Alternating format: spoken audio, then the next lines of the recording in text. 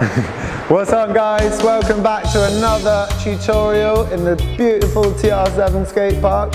Today we're going to be working on a move that doesn't require a skate park. You can practice this one anywhere where you've got a bit of space and ideally a nice smooth surface. This one is the tic-tac.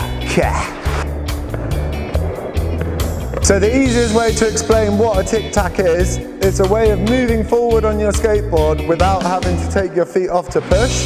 So it's when you start still and you create a forwards motion by doing this.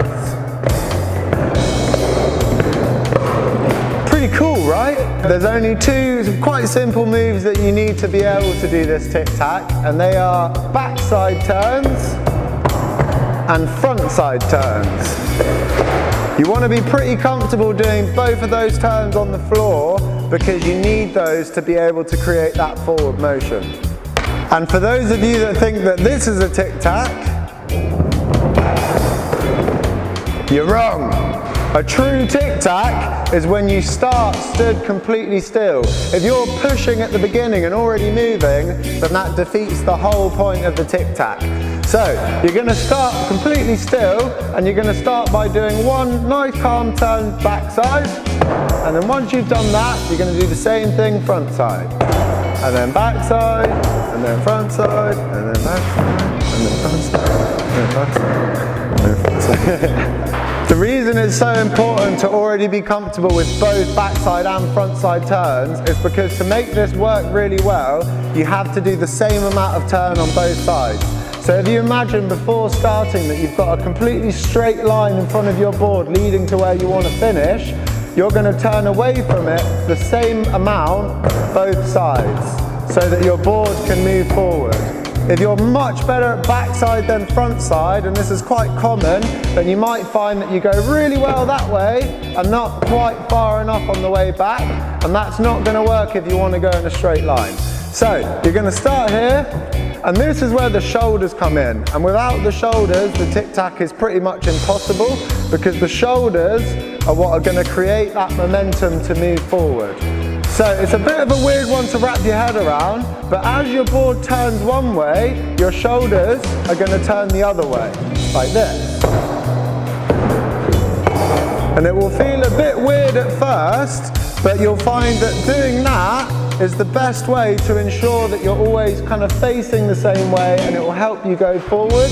If you turn with it, it's much harder to actually move anywhere. But the minute you turn against it, it feels a lot smoother and it really helps to move forward. So those shoulder movements are essential. You need to be thinking about those from day one. As soon as you start trying it, make sure your shoulders are always one step ahead of your feet, because that's what's going to make it work, like this. A really common problem with this one is you'll either find that you don't actually go anywhere, or even worse, you start moving backwards instead of forwards.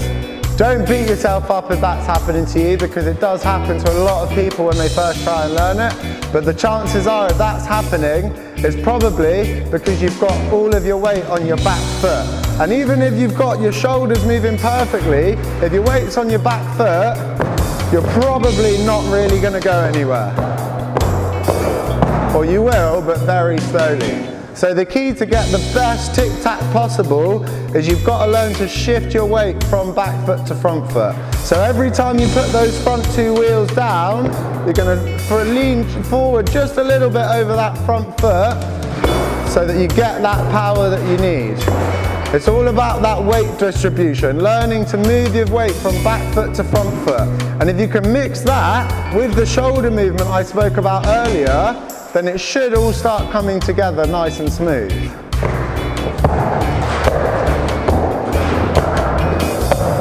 Even though this move requires a lot of turns, both backside and front side, because the end goal is to move forward, you want to be looking straight ahead the whole time.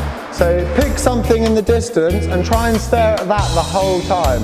Don't get into a habit of looking where you're turning, or even worse, looking straight down at your feet. Always look up and look where you're trying to get to, and it will make it a lot easier to get there. And something that a lot of people, especially beginners, think is the most effective way of doing this is rushing it and doing it quick like this. If you think that's going to give you more speed, you're wrong. All that's going to do is make it harder to balance, and you're going to be using way more energy than you need to. Even if you do this one step at a time and pause between the turns, you should find that as long as you followed all the steps we spoke about so far, you will still move forward at quite a good speed.